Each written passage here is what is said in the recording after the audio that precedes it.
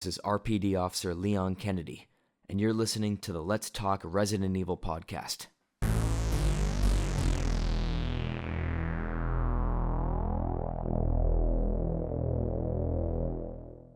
What is going on, everyone? Anthony here, and welcome back to another episode of the Let's Talk Resident Evil podcast. It is the end of October, just like that. Halloween is here, and holy crap, what a summer, what a break into the fall season. The last time I talked to you guys on a podcast format like this, it was when we had everybody on the show for The Keeper's Diary, kind of celebrating that release and taking it all in as it's been out. It's very close to 300,000 views. So I would say that it's definitely been a success. And I was very happy to have everybody on that was involved in the process or that helped hands-on with the filming. And myself included, I could say that this was an experience that I think none of us would ever forget. It's already been a year, actually, just past a year since we were in Iron Mountain, Michigan, filming Keeper's Diary. So to say that over the summer and into the fall months that we've been, seeing and reading all the positive responses and comments that what we were able to do with a fan-funded project. And I just want to say thank you. I can't really thank you guys enough for helping. And, I'm not going to make this another podcast all about Keeper's Diary because I feel like we've done that a decent amount. We've had people on, we've talked about it, but it definitely was a massive achievement for, I think, all of us this past year to see it come out, to see it have a, just effect on people, a positive effect. Because, you put this stuff out and you don't know how it's going to do in the, YouTube space or how fans are going to, view it or critique it, stuff like that. And obviously, we got some constructive criticism and stuff like that, which we've welcomed with open arms because, it was mostly positive, like literally like 98% positive, which is kind of crazy. But it just shows that, when fans are in charge of a project like this, there is a lot more pressure. I think we all kind of felt that a little bit, going into releasing this and, putting out a trailer and stuff like that. But let's just say that this will lead into more projects and more stuff for next year. I don't want to give anything away, but let's just say that we are going to keep the ball rolling and hopefully have something really special for everybody to work on next year. So that's all in the planning stages now as we speak. But I just want to let you guys know that this is only the beginning of hopefully a really cool collaboration between RE channels and content creators that are really trying to, make something happen to, because filmmaking is a completely different animal. As you guys know, I'm also a indie filmmaker and, I do what I can with my resources, right? Like we all do. We always try to, build on projects we've done in the past, but making something on this scale, I think, was a first time for all of us that were involved. So, you obviously want to take all the lessons you learned and all the ideas that you have and try to craft them into, something even bigger and better next time. You know what I mean? So I think this was a great run for all of us to experience. And now that it's been out over the summer, and yeah, it really has been since the summer, since the last podcast. So that's basically why I'm bringing all this stuff up now. I just want to say, thank you to everybody. And, if you haven't watched it yet, check it out. But it's, it's going to be the start of hopefully something big for a next project that we're going to be working on. So yeah, fingers crossed for that and stay tuned for all that stuff. We'll keep you guys posted on all our respective Resident Evil channels. But yeah, so going into the end of the summer, I was able to hang out with Nuji, aka Luke from Resident Evil Challenger, really good friend of mine, and we were able to actually hang out over here in the States, which was really cool. We went to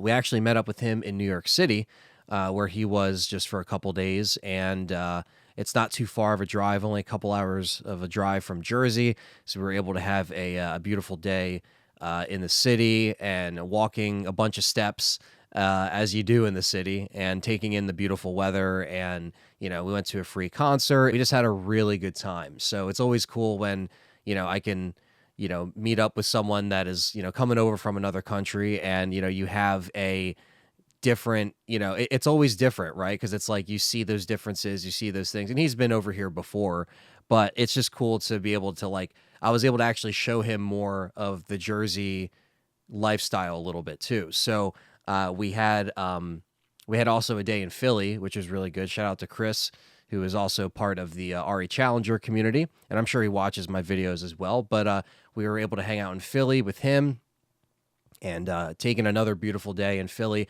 a place that Luke has never been. So, and same thing with Jersey. So between Jersey and Philly, I'm really close to Philly, like, about a half hour, 40 minutes. It was very cool to show him my side of Jersey, just to show him, kind of what's around everyday life, you know what I mean, over here, as opposed to over there in the UK, which of course he's been able to show me all around his parts of the UK. So it's really cool that, we had, some time to actually hang out, and we weren't really like working or anything. Like, we weren't really like, like streaming. We didn't stream anything. We didn't record a podcast. Like, we didn't, stuff we could have probably done, like sitting down in the same room together. And maybe next time we could do stuff like that. But it was really more just like the hang, kind of more of like a vacation style hangout. You know what I mean? Where like we just relaxed. We, were able to see different stuff that he hasn't seen before. And I showed him, Wildwood, New Jersey, which is like an authentic Jersey Shore experience. And not the show. I mean, just like overall, like Jersey Shore as it is, as authentic as it gets. We do have some great pizza over here. I showed him, the good pizza that we got. So yeah, there's just little things that you always want to show somebody when they come over and, see the place for the first time. So that was very fun. I did that at the end of the summer.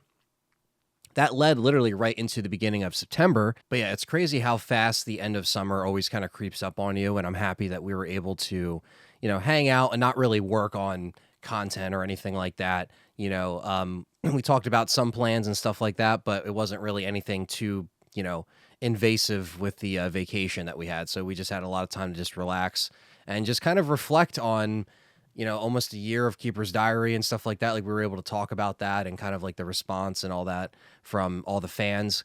But yeah, there's definitely plans for next year to hopefully have, some kind of meetup in the UK again that Nuji has been doing for a few years in a row now. So definitely excited to, go over again to the UK. That's the plan as of now.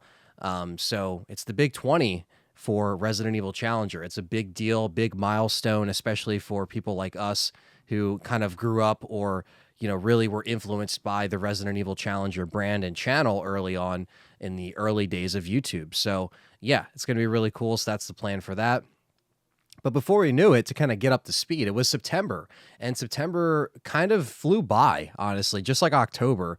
But one thing that I did kind of set my eyes on in September was covering the Dead Rising Deluxe Remaster. So me and my good friend Dave were able to stream the original Dead Rising and then also stream the Deluxe Remaster, which was a fantastic remaster in my opinion. I had a lot of fun with it, and I think it was everything that at least me and Dave wanted as far as like the quality of life improvements and stuff like that. We live streamed it and we had a really good response. In fact, it was a better response than I thought because, you never know when you stream something other than Resident Evil how it's going to do on a RE specific channel. But I think people are used to me playing other survival horror games as well now. I think that's more like of a expected thing, which is good because again, like when there's times like this where we don't really have solid Resident Evil news, and I'll get into that a little bit later in this podcast, it's good to switch it up. And Dead Rising is something me and Dave have always been fans of. I always wanted it to come back, and I don't know how it did overall sales wise. I know it got, pretty good reviews and stuff like that. Some people maybe said, okay, wait for a price drop, blah, blah, blah. Around the holiday times, especially Black Friday, I'm sure it will drop in price. So I recommend getting it if it drops to like, $30 and you're maybe unsure, you don't want to spend full price. I think the physical comes out in the next week or so. So if you're waiting for the physical of that to come out, that's dropping as well. But yeah, like it's always cool to, play something else that Capcom is putting out in the meantime while we kind of wait for some kind of Resident Evil news. And Dead Rising did not disappoint. I don't know how well it sold, though. Like I said, I don't know if this is going to be, one of those things where they try it and then they don't really do it for 2. They don't bring back Dead Rising for a Dead Rising, 5, official 5. I know that they originally had plans to do a 5, and then that got kind of pushed away after 4's demise. But, I think me and Dave are going to go back and play 2 again. We have never actually played 3. I saw 3 plenty of times. I saw my friends play it, back in the day, but that's something that we could definitely try to stream for you guys, because it'll be cool, because, we could do it in person. We could set up, if there is co-op, we can maybe set that up. So there's some ideas that we've talked about, and a lot of you guys and gals expressed an interest in us doing more Dead Rising. And I think Dead Rising is always a blast, always a fun game to play. And yeah, the deluxe remaster came out on the 19th of September, so that kind of kept us busy. I did a review for that. And yeah, that was just that. We kind of did that in a few days' time. We were able to finish it and rescue all survivors. And yeah, we did the side missions. Like, we really did like a lot. And I'm very proud that we were able to stream for that long and have a really good turnout. And a lot of people were engaged with it. People that never actually knew about Dead Rising, or maybe bought Dead Rising back in 2006. Now they're like, I'm buying this because of your stream. Stuff like that is awesome, when we can kind of like expose someone to something and be like, hey, this is kind of cool too. It's a Capcom property, even when it's not a Capcom property. When you play something that is maybe like 15, 20 years old, and you're able to experience that for the first time through watching somebody, it's always a really cool thing. So shout out to Dave for that. Really appreciate you helping out with that, man. That was a really good collaboration, really good time to play some Dead Rising. And it was very fun. Like I said, the RE engine, it looked great. It sounded great. I liked the motion capture, the new voice actors. I didn't mind at all. I actually thought they did a really good job. I just think that, some people were kind of iffy on the price, if they didn't necessarily want to, spend the full price on the deluxe version, because you get all the costumes, all the Capcom costumes, from Resident Evil to Street Fighter to the bee mascot of the mall. You could basically choose whatever you want. So, some people might wait for a price drop, and I'm sure it will drop down. This is the time of year where a lot of people do kind of like wait it out for the holiday sales, and that's perfectly fine. So if you're a little iffy on Dead Rising, I still recommend picking it up if you want to wait for a price drop and such at this point. But yeah, so very cool to see Dead Rising once again kind of be in the discussion, people talking about it, people figuring out that, oh, this is actually a really fun game. Whether or not, it sold very well, I'm not sure. I don't really have the numbers in front of me. I'm sure we'll find that out probably at the end of this quarter to see if it did really well. But yeah, I think they did a good job overall, because it was a kind of like a remaster remake hybrid. It was like, it wasn't just a remaster, but they rebuilt it from the ground up in, the RE engine. And, it is pretty much a shot for shot, game, but just enhanced. But like, the quality of life improvements were very well done, and they did actually make that game like bearable, with some of the survivor escorts and the fact that you could skip dialogue, and the survivors are all actually voiced this time. They all have, casted voices for them. It's not just like text that you have to read and stuff like that you can't skip. So stuff like that is really important to Dead Rising players. So definitely check that out. That was a fun thing to explore in September. Then after that, that brings us to October with the Silent Hill 2 remake. And Silent Hill 2 was highly anticipated. It was also criticized a lot with the trailers that were leading up to the release. I got a lot of crap for sticking up for it in some of my videos leading up to the actual release. But all in all, it was time to play it, check it out. I did a 24-hour stream, which was definitely brutal. It took me like 19 hours to actually finish the game first time around. And I beat it twice, played it a second time for the review and getting footage and such. So, spent a lot of time with Silent Hill this month of October. And let me say, I really enjoyed Silent Hill 2. I did my review. Hopefully everybody checked it out. It did pretty well. It actually did better than some of my Resident Evil reviews when I usually do reviews after a big Resident Evil title comes out, which is surprising, but maybe it hit another algorithm within the Silent Hill space. And, I obviously talked about some of the performance issues that I know are getting kind of patched out at this point of this recording. I talk about just the exploration. Some of it does feel, not very bloated, but it just feels like there is a lot of meat on the bone. And some of the things that they actually changed, I did enjoy as well. It's just a lot of the areas were massive in size. A lot of the redone areas were also a lot of space to explore.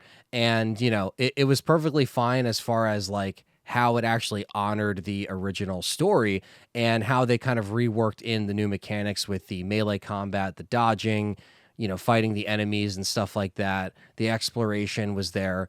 I just think that for a lot of, people that were coming into Silent Hill that might not be used to Silent Hill, they might find some of this stuff a little overwhelming. But I think for fans that are into all survival horror or have played the original games, it's, constant map checking, constant puzzle solving, and combat thrown in between there. And of course, a story that's kind of layered in between everything. So that's what Silent Hill is. So playing Silent Hill 2 Remake, me being a recent fan of Silent Hill within the last 5 years or so, actually finishing the original trilogy, I wasn't so surprised going into this remake. So I did get a lot of, pushback on my review from not you guys and gals that watch me, but just random Silent Hill fans that were getting the video in their feed, basically. So, but I still gave it so much praise. It's not even like I said anything bad in the review. I just said, okay, the navigation could be a little confusing sometimes, or there could be, a little bit of performance issues for me on the PS5. There was also performance issues on the PC, but again, a lot of this stuff has been patched out as of this recording, but it looks great on the Unreal Engine 5. I really enjoyed it, playing it 2 times in a row. I spent a lot of time with it, and I love the world of Silent Hill. There is various endings that you can get as well, actually 2 or 3 more additional endings to the originals, which I haven't gotten every single ending yet, but just overall, I did really enjoy Silent Hill 2, and I don't want those little things that I said in my review to make people think that I completely hate it. You know what I mean? And I don't. I literally didn't even say anything really that negative about it. I just said little, nitpicks here and there, but like some Silent Hill fans just completely just attacked me for it. And so I woke up the next morning after posting my review and I'm like, what the fuck am I waking up to? A bunch of random comments from people that don't even watch my channel. And some of them see the name LTRE and they immediately are like, okay, this guy's a Resident Evil fan. He doesn't know what he's talking about. But for me, Silent Hill 2 Remake is my game of the year. So I don't know why people are so, up in arms. But again, I've been doing this for almost 15 years this February for this channel, 15 years.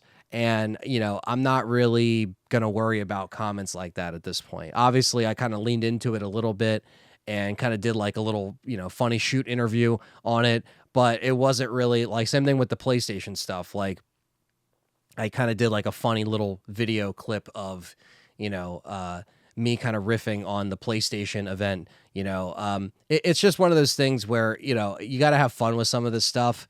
And I don't really take those things personally. Like obviously I felt like, shitty for a second, like waking up being like, why did I even, like what's the point if it's all going to be negative, you know what I mean? But then obviously more people saw the video and like all my regular viewers saw the video and they took away something good from it. So that's the main thing. Like I do the live streams, the 24-hour streams, the videos for you, the viewer, the listener who's always coming back. I don't care about a random Silent Hill fan that just finds my video, hears me say like 1 or 2 nitpicks, and then they completely think I hate the game.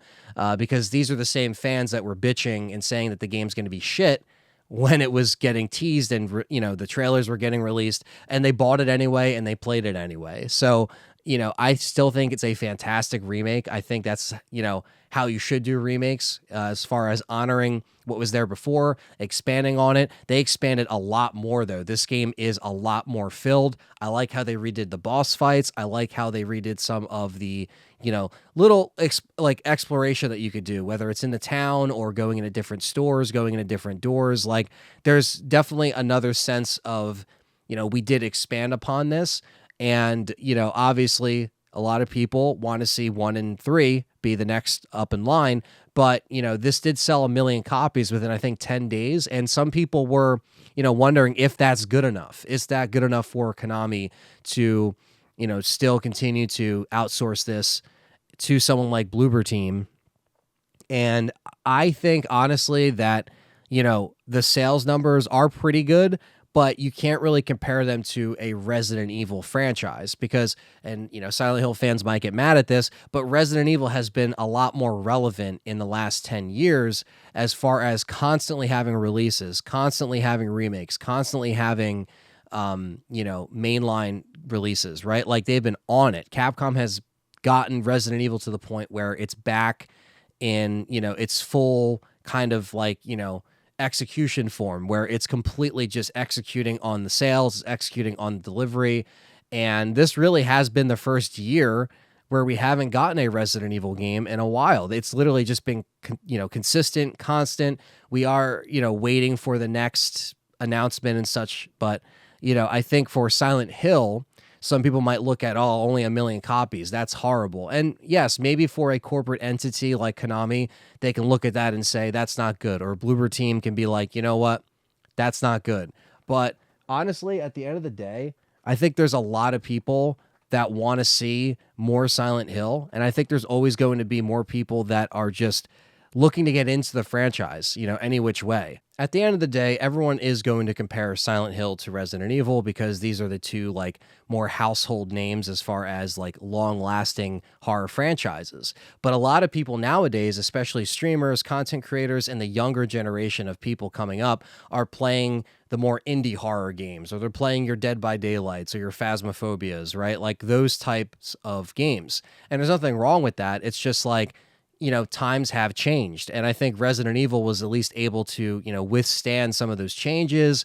They, went the first person route and got a lot of the crowd that likes Outlast and Amnesia and the first person horror into Resident Evil in that way. They were able to kind of weave in and out of some of those changes within the survival horror realm. So I do think that's really good for, both companies to keep trying to, keep this thing alive, to make good content. And that's a big thing too, like making these games actually good.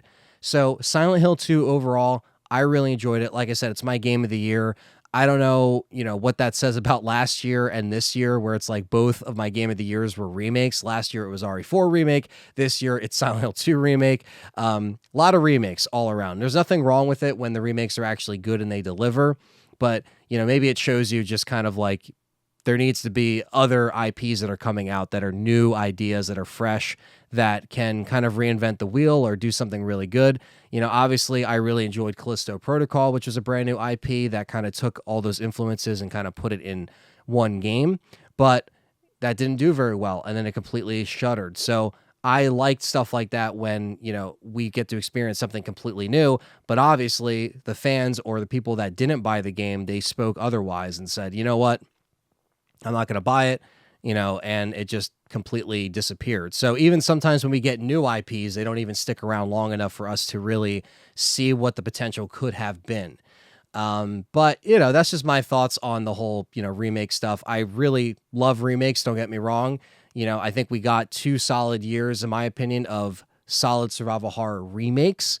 And I do think that there's going to be a lot of people that are looking forward to Silent Hill 1, looking forward to Silent Hill 3, seeing that done over again, like how they did everything in the Unreal Engine. I think it was a fantastic choice to at least start, with 2, because it is the standalone story. I would have liked 1 first personally, but I do think that 2 being the standalone story of the trilogy, obviously it still connects in the lore of Silent Hill, but 1 and 3 are very much connected in story. And so I think, this was just very much of a test, and I think it was pretty successful. We'll see how much it sells into next year and so on and so forth. Maybe when there's a price drop, more people will pick it up. We'll see. They might look at this and be like, it's done. We're not doing it anymore. I don't know, but I hope that's not the case. I hope we see more competition because competition is good. And I think fans will really enjoy Silent Hill 2 Remake. So if you haven't checked it out yet, check it out. If you don't have a PS5 yet, or you're waiting to get a PS5, check it out when you get a console. If you have a PC, you can play it on PC. So, check it out where you need to check it out at. But yeah, so as far as Silent Hill 2, did my review, kind of wrapped that up. That was very fun to do. And now where do we land with being at the end of October? You know, right now with Resident Evil news, there is no Resident Evil news. Let's be honest. GOG did put out the rest of the Resident Evil games out on their platform, so you can play the original trilogy on PC. But we've yet to see a remaster collection or anything like what Tomb Raider did for Resident Evil, which is something a lot of fans are kind of, you know, really reaching out and trying to give their thoughts on. And I kind of did the same thing. You know, I did a whole video talking about, you know, the PlayStation premium subscription paywall that locks Resident Evil Director's Cut and Dino Crisis behind the premium subscription for PS Plus, which is complete BS in my opinion. You should be able to buy them individually, which you can do for other PlayStation 1 titles on the PS5. There used to be a paywall for Tekken 2, for example, but even Namco was able to lift these requirements, and so you could just buy it on its own. And unfortunately, Capcom and Sony have this deal where they basically put it behind that paywall. When I saw Director's Cut never change, I was like, okay, that's kind of odd. And then when I saw Dino Crisis show up earlier this month on the PlayStation 5 store, and I saw it having a PS Premium, I was like, okay, this is definitely a Capcom and Sony agreement, which I don't agree with. I think you should just be able to buy it and play it how it is. Now, I know what you're thinking. Play it on the PS3, Anthony. You have a PS3. Yes, I have a PS1. I have all my original copies. I can play it on there. I have emulations on my PC I can play stuff on. But, you know, you should just have everything in one spot if you want. Why? But if you're someone that doesn't have all that stuff, you know, and you just want to sit back, turn on the console, relax, and play a classic PS1 game, you have to basically sign up for the most expensive subscription service, by the way, and play, you know, the game for that time that you have the subscription. But let's just say in 3 months, you're trying to save some money or you don't really need the service anymore. You cancel it. Well, guess what? Can't play the game. It's just, why? Where all the other PS1 games I could just buy outright and it's perfectly fine. Or it's honored from my PS3 purchase onto the PS5. That's not the case. I know with Europe, they actually honored people's Director's Cut purchase from the PS3 onto the PS5. That wasn't the case over here. They basically put it up as a different version, so you had to sign up to play it over here in the States. So that was the case with that, and I obviously did a little like funny video kind of talking about it, but making some good points as to why this shouldn't be the case. And many people in the community are also saying the same thing as far as like, you know, this is kind of messed up. And who knows? Maybe they are doing this just for a potential classic collection to come out, and then all of this, you know, fuss about it won't even really matter because at that point we can play it on PlayStation, Xbox, Switch, everywhere. But I just think people just want a easier way to play them on modern consoles and not really think about it and just kind of relive some of those experiences in the late 90s. Nothing wrong with that, honestly. So we'll see what happens with the releases. But as far as Capcom saying anything remotely about the next Resident Evil, they really haven't said anything. We actually had a couple PlayStation events and Capcom event the last time I spoke to you guys. That wasn't the case. And guess what? Resident Evil was nowhere. In fact, Monster Hunter, which looks really good, is really what Capcom is hyping up at all these events. So who knows? Maybe after Monster Hunter comes out, we'll get a Capcom or an RE event, and then we know for sure we're going to get some news. The last thing they said was, you know, the director came out and said, hey, I'm directing it. I directed RE7, and I didn't know where to take it. Now I know where I'm taking the franchise. So that was the only thing we got. That wasn't any actual, like, official, you know, footage or trailer or anything like that. Now, a lot of people are kind of holding their breath for the Game Awards to show something, but I wouldn't really, you know, put my faith into that. Now, as you know, me and Perry stream the Game Awards every year to kind of make fun of it, to riff on it. We don't really take awards seriously, and neither should you. I mean, who cares what gets voted on by this, you know, company? And I know it's like fans voting, quote unquote, you know, but, you know, we just make fun of it. And who knows, if it shows up there, we'll be watching it live. Chances are that we will be. So I wouldn't hold my breath for that. But I do think that maybe after Monster Hunter, we might get some official news right after January. I don't know. Maybe. We could even get something before then, but I really doubt they would put something in November or December. especially when they're hyping up Monster Hunter. I don't doubt that, 9 is around the corner, or 5 Remake, or, if they're making multiple RE games at once. I don't doubt that because they always are on to the plan. They always have their, stuff all in a row before they actually start showing us official footage. I just think that some people were a little taken back by the fact that it has been a quiet year for Resident Evil. And that's fine because I was able to do, a little bit more with other games, other streams and stuff like that, other forms of content.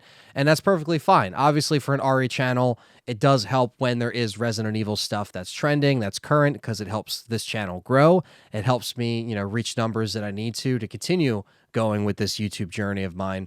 But that's just the case of this year. It just was a quiet year and we made the best of it. So I'm sorry this year might have not been as exciting on the channel and stuff like that, or hype news videos and all that stuff. I tried to, do what I could with the time that I had as far as trying to either do different types of videos or different types of live streams. And I have a lot of you guys to thank for that because, again, the support on Patreon, YouTube members really does keep this thing going. So I really appreciate all of you guys that are always by my side with these streams and during these times where it might not be as much of a growth for this channel, or, I'd rather be over 30K subscribers and counting, but I'm just stuck at this, in the 20Ks basically. And I've accepted it at this point. I could try different things to, try to push the algorithm. I do have a really important video that I want to drop before the end of the year. And hopefully that will, maybe be a test to see how I can go about my videos going forward. Still Resident Evil, but I'm trying to, just put a lot into this and hopefully you guys will enjoy it. I'm not going to say anything yet, but let's just say that I'm working on it and I don't want to jinx anything and say something out in the wild and then it just doesn't happen. So I'm going to just keep that to myself and you guys will just have to stay tuned for that. But yeah, as we reach November, I do want to, get ready for the next part of the Master Series, which the Master Series on this channel is obviously a voted on by the supporters stipulation challenge. So it's basically you can, vote on stipulations for each game that I come up with. So Code Veronica is the next one. Handguns only, so that shouldn't be too hard, but we'll see how it goes. Knife only actually didn't win. I thought that might have been, you guys showed mercy on me. So I'm going to return with Code Veronica next month in November. Also, Resident Evil 3 Remake Dice Lock Challenge will be coming up. We finally finished Resident Evil 2. I had to just drop set it to standard. I couldn't do, I was 4 or 5 parts in with hardcore attempting Leon, and I kept failing in the same exact spot. The stipulations kept getting, not in my favor. And so I remember talking to Luke this past summer. He's like, dude, just put it on standard. You know what I mean? That's just so brutal on hardcore. I'm like, that is true, especially with how the dice rolls. If you don't know, each dice roll changes stipulations while you're playing. So a lot of times it does make it a lot more challenging. And when you're on hardcore, it just makes it even more challenging. So RE3 Remake, I have to definitely brush up on it. I want to, kind of practice a little bit before we do the dice roll. But stay tuned for that in November. As far as December, there's some, RE Challenger, Christmas mods that I like to maybe play in the Christmas spirit, because I haven't actually played a lot of them. I played one last year, kind of late in the season, but I still, it was post-Christmas, but it was still winter, still holiday times, basically. But maybe this year I'll be able to check out some of them as well, because there's also a Bioran for those mods, the RE Challenger mods. So, yeah, maybe something like that will be up in the the future for December.